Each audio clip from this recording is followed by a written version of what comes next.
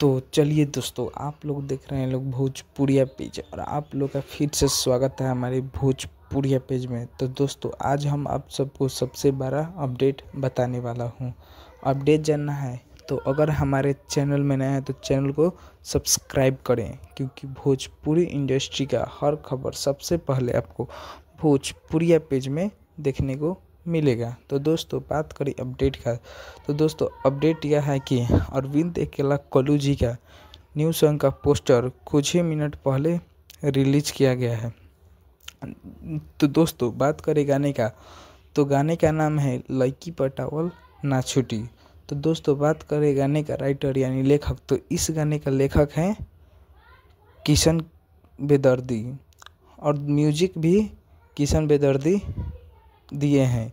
तो दोस्तों, बात करें इस गाने में आवाज़ किनका किनका है, तो दोस्तों यह गाने में आवाज़ अरविंद अकेला कल्लू जी और खुशी कक्कर के आवाज़ में यह गाना आने वाला है। तो दोस्तों, यह गाना किस चैनल से रिलीज, तो दोस्तों यह गाना सुर म्यूजिक चैनल से रिलीज होगा। और दोस्तों, यह गाना कितने तारीख को रिलीज होता है, दोस्तों यह गाना 21 तारीख यानी 21 अप्रैल को यानी कल रिलीज होगा सुबह 6:30 में।